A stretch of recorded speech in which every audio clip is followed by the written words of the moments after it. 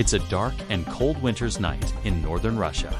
A group of 9 experienced skiers are making their way up a mountain pass. It was during the Cold War, and the Soviet Union had been testing rockets, bombs, and nuclear weapons in the region.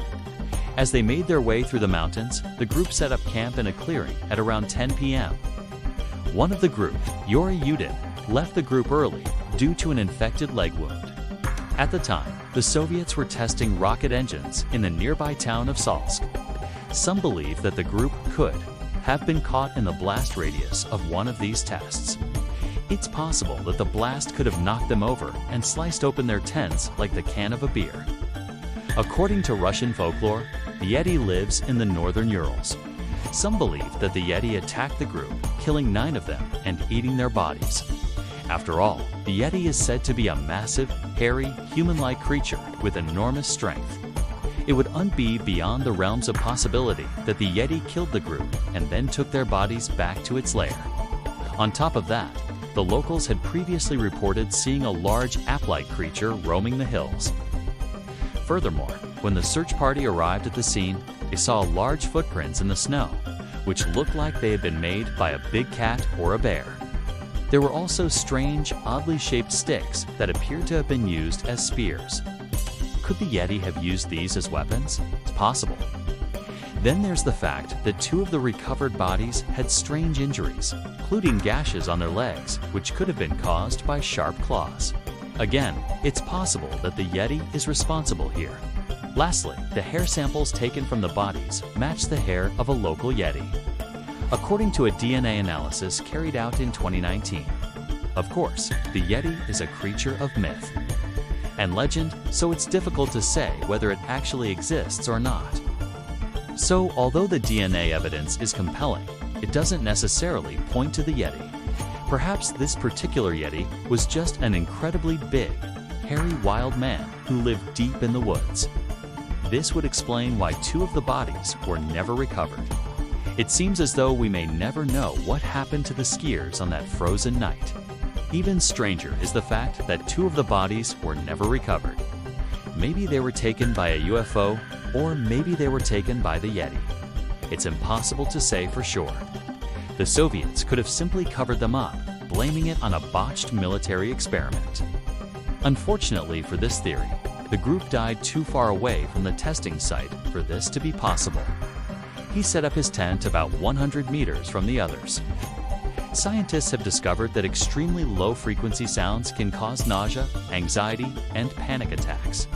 If there was an explosion or a natural disaster that created infrasound waves, this could have caused the group to flee their tents in terror, which might explain why 2 of the tents were cut open and the sleepers never woke up. However, again, there is no evidence of infrasound being present. In the morning, he found the tent sliced open and all the other tents gone. Considering the secrecy of the government at the time, it's quite plausible that the bodies were taken by aliens and the evidence was covered up. Furthermore, several witnesses reported seeing strange lights in the sky in the days before the group disappeared. These could have been UFOs investigating the group or perhaps warning them of some kind of danger. According to witness accounts, the lights appeared every night between 10 p.m. and 2 a.m., appearing and disappearing over the horizon like a train's headlight. Although we don't know what these lights were, it's possible they were UFOs. But if they were, why would they kill the group? It's unlikely that extraterrestrials would want to kill humans unless they posed a threat. It's much more likely that the beings would want to study the humans rather than kill them. So perhaps the group stumbled upon the aliens, who panicked and fled, accidentally knocking over the tents in the process. Or perhaps the aliens needed the body for their research. Either way, there is no hard evidence to support this theory. The bodies of some of the group were also missing. All that was left were 3 pairs of skis and 1 pair of ski boots lying in the snow. Where did they go? What could have caused such a terrible tragedy?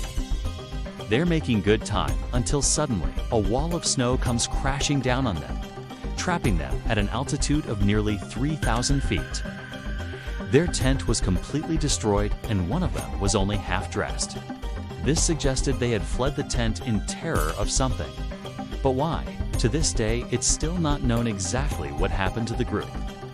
There are many theories, but no evidence to prove any of them. When the snow settles, 2 of the group are dead. The rest are missing. This is what happened to them.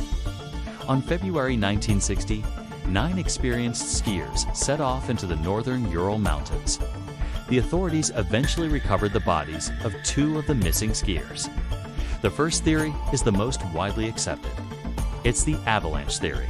According to this, the group was hit by a sudden avalanche while they were asleep. The avalanche could have been triggered naturally or by one of the skiers. In either case, the avalanche would have buried the tents and killed all 9 people. However, there is no evidence that an avalanche occurred. If there had been an avalanche, there would have been signs of snow sliding down the mountain. There were none. Plus, if an avalanche had taken out the entire group, it's unlikely that even one person would have survived. Yet 2 did. And so the avalanche theory just doesn't hold up. Another theory is that the group died as a result of military testing in the area. Next is the infrasound theory. Infrasound refers to sounds below the range of human hearing. The next theory is the UFO theory. Some believe that the group encountered a UFO and its occupants killed them. And so the final theory remains. It's the Yeti theory. In the end, there is no concrete evidence to prove any of these theories. Now watch what really happened at Roswell. The government covered up this UFO crash. Or check out. This is the real monster of Alcaheston.